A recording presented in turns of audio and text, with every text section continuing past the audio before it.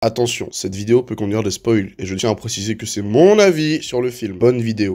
Et yo les pirates, aujourd'hui on va parler de Quand Harry rencontre Sally.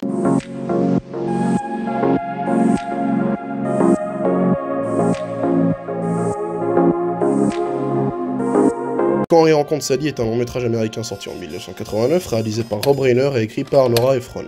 Le synopsis. Vers la fin des années 70, la jeune Sally Albright emmène Harry Burns à New York en voiture. Après ce très long voyage, les deux antagonistes vivent pleinement chacun de leur côté leur vie amoureuse. 5 ans plus tard, Harry et Sally se recroisent dans un aéroport. Les deux se racontent où en sont leurs vies de couple respectives. 5 ans plus tard, ils se retrouvent encore une fois, mais cette fois-ci célibataires. C'est alors que commence une relation sur de nouvelles bases entre Harry et Sally. Les points. Point numéro 1. Au commencement du film, on pourrait penser que Harry, interprété par Billy Crystal, et Sally, interprétée par Meg Ryan, ne sont pas compatibles de par leurs opinions des relations amoureuses qui diffèrent. L'un a une opinion très, voire trop réaliste et pessimiste de celle-ci, tandis que l'autre, au contraire, perçoit celle-ci de manière trop édulcorée, mais malgré ces différences, le film nous fait comprendre de manière très claire que leurs opinions concernant les relations amoureuses peuvent converger, même si celle de Harry, trop réaliste et pessimiste, semble être un défaut pour Sally, comme on peut le constater à de nombreuses reprises durant le film. Une scène en particulier nous le fait comprendre de manière claire et concise, celle-ci étant le moment où elle explique à Harry pourquoi elle a quitté son ancien petit ami du nom de Joe, interprété par Stephen Ford. Joe et moi, quand on a commencé à se voir, on voulait exactement la même chose. On voulait vivre ensemble, mais sans penser au mariage, parce que chaque fois qu'un de nos amis se mariait, ça gâchait leur vie à deux. C'était pour ainsi dire la mort de la vie sexuelle. C'est vrai. C'est un des secrets qu'on ne vous dit jamais. Je bavardais avec mes copines qui ont des gosses et... Enfin, je veux dire, ma seule copine qui en a, Alice. Et elle se lamentait en me disant que les Gary ne faisaient plus jamais l'amour. Elle se lamentait même pas maintenant que j'y repense. Elle constatait froidement la chose. Elle disait qu'ils étaient debout toute la nuit. Alors bien sûr, ils étaient fatigués à mort. Les enfants leur avaient ôté tout potentiel sexuel.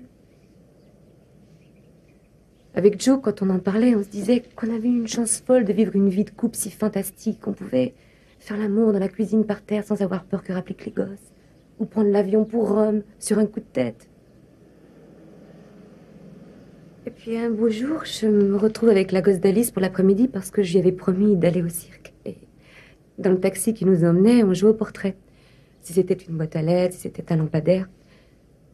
Soudain, elle a regardé par la fenêtre et elle a vu un monsieur et une dame avec deux très jeunes gosses. Et le monsieur portait un des gosses à cheval sur son dos.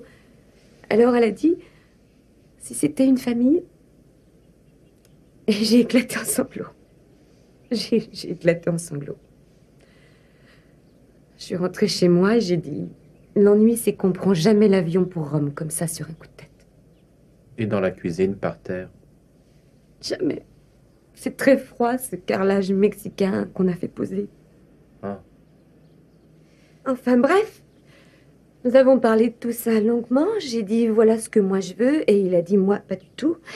Du coup, j'ai répondu, je crois que c'est fini. Et lui, il est parti. Cette scène nous montre quoi cette opinion qu'exprime Sally, qui se rapproche énormément de celui réaliste et pessimiste d'Harry concernant les relations amoureuses, n'enchante pas Sally. Car cette opinion, qui est non seulement née d'un constat triste de Sally, vient également briser son opinion qui lui tenait tant à cœur. Bien qu'à cet instant, Sally et Harry partagent la même opinion, quelques scènes nous montrent que la tendance s'est inversée et qu'au final, Harry adopte l'opinion édulcorée de Sally. La scène qui nous le montre le plus est celle où Harry dévoile ses sentiments pour Sally. J'ai bien réfléchi, tu sais.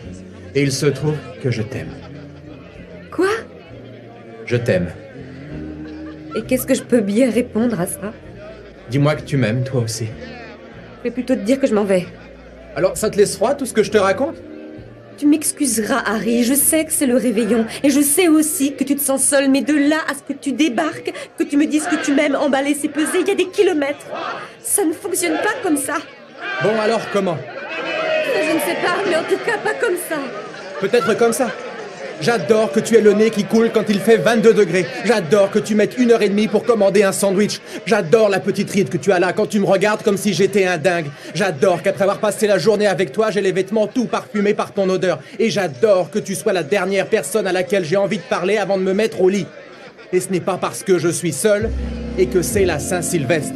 Si je suis là, moi, ce soir, c'est parce que quand on se rend compte qu'on veut passer le reste de ses jours avec une femme, faut pas traîner les pieds, il faut se lancer aussitôt que possible. Point numéro 2. J'ai adoré comment le film nous a présenté les différentes formations d'un couple, car cela rajoute de la profondeur au film. Celui-ci en présente deux principales. La première, celle qui anime le couple de Harry et Sally. Cette formation de couple peut se définir comme étant un amour qui semble impossible dû à une trop grande différence concernant les opinions sur les relations amoureuses, mais qu'un ton conséquent chasse pour au final aboutir par une relation de couple. La deuxième formation principale d'un couple présentée dans le film est représentée par le couple de Jess, interprété par Bruno Kirby, et Mary, interprétée par Carrie Fisher. Cette relation se définit par un amour portant de très peu de points communs, mais qui traverse les épreuves du temps. D'ailleurs, cette idée des deux formations possibles du couple est renforcée lors des scènes où des personnes âgées racontent l'histoire de leur première rencontre jusqu'à leur mariage. Point numéro 3. Les musiques sont réellement bien choisies car au-delà de simplement coller au rythme, elles y apportent aussi une touche de calme et de sérénité, qui colle beaucoup à cette idée d'amour libérateur pour Harry comme dit précédemment.